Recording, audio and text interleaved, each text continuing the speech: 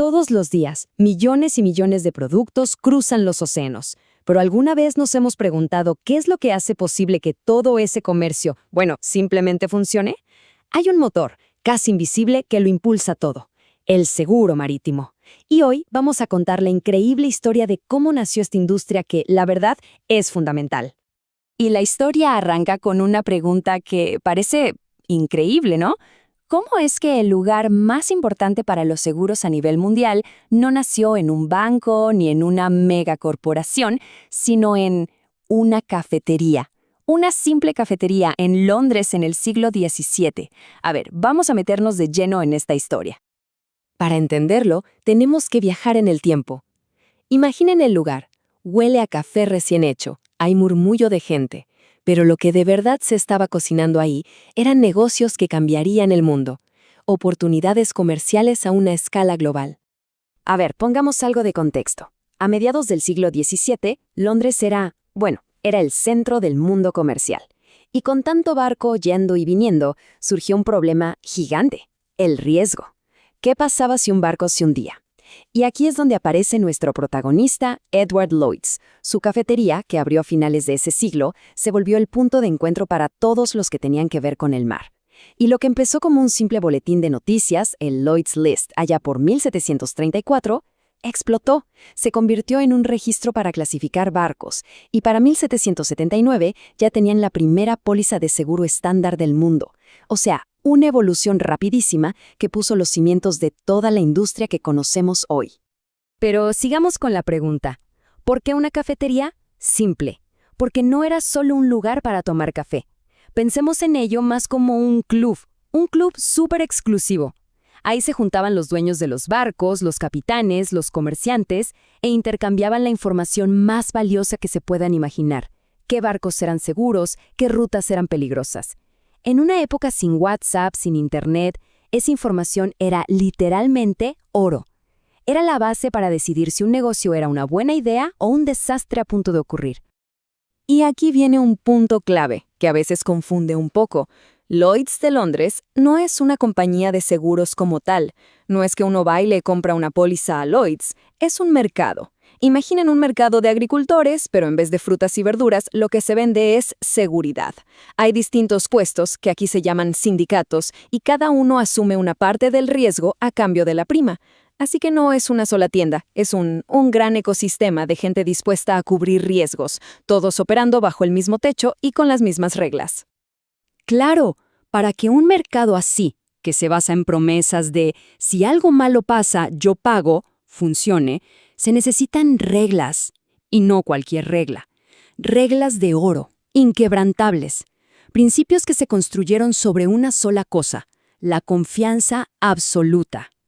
El primer principio, y quizá el más importante de todos, es el de máxima buena fe. Ojo, que esto es mucho más que ser honesto. Significa que la persona que quiere el seguro está legalmente obligada a contar absolutamente todo. Cualquier detalle, por pequeño que parezca, que pueda hacer que el asegurador cambie de opinión o cobre una prima diferente. Aquí, los secretos están prohibidos. ¿Y qué pasa si alguien se guarda algo? Bueno, las consecuencias son drásticas. Ocultar información importante no solo significa que no le van a pagar un reclamo, no, puede que le anulen la póliza entera, como si nunca hubiera existido. Así de en serio se toma la confianza en este negocio. El segundo pilar es el interés asegurable. Y esto es muy lógico, la verdad. En palabras simples, uno no puede asegurar la casa del vecino. ¿Por qué? Porque si a la casa del vecino le pasa algo, uno no pierde dinero. Solo se puede asegurar algo cuya pérdida signifique un golpe directo al bolsillo.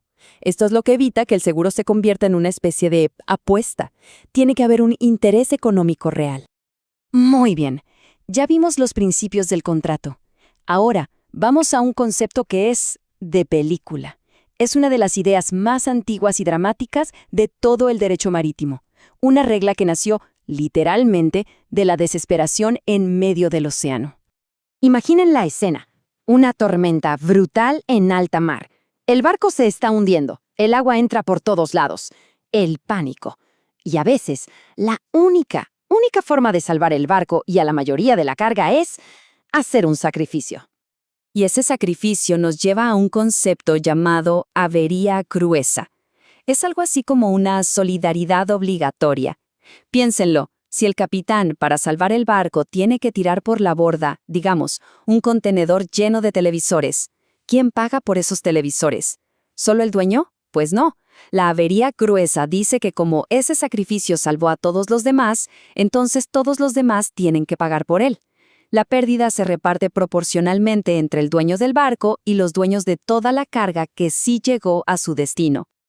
Eso sí, no es tan simple. Para que esto aplique, se tienen que dar 4 pasos. Primero, el peligro tiene que ser real, inminente y para todos. No vale si solo una parte de la carga está en riesgo. Segundo, el sacrificio tiene que ser a propósito, una decisión del capitán. Tercero, y muy importante, tiene que funcionar. El barco y el resto de la carga se tienen que salvar gracias a ese sacrificio. Y por último, como ya dijimos, el costo se reparte entre todos los que se beneficiaron. Es de verdad el uno para todos y todos para uno llevado al extremo en alta mar. Ok, perfecto. Ya vimos la historia, los principios, cosas que suenan un poco abstractas. Pero ¿cómo se ve todo esto en el mundo real, hoy en día? ¿Cómo funciona una póliza de seguro que uno contrata?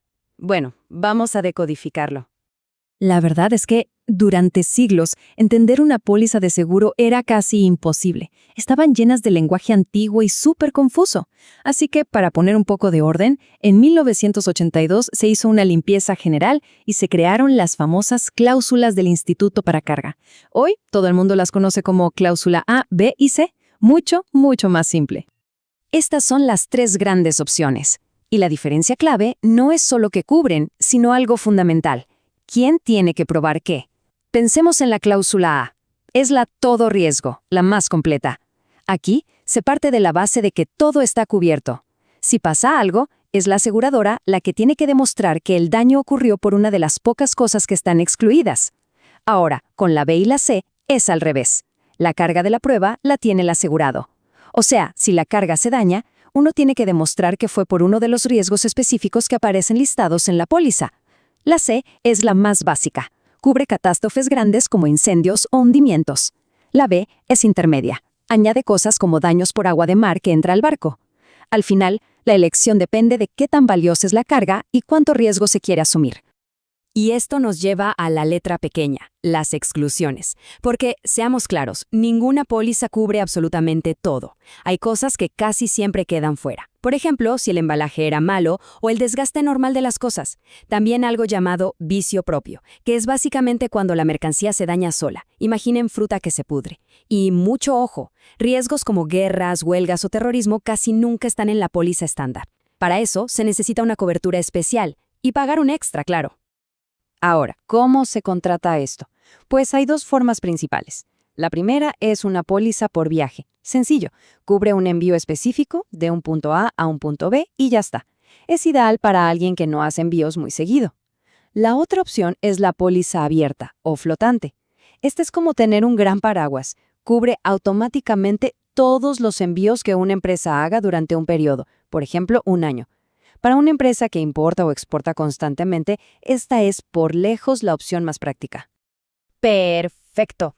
Hemos hablado todo el tiempo de la carga, de lo que va adentro. Pero, ¿y el barco en sí? ¿Qué pasa con él?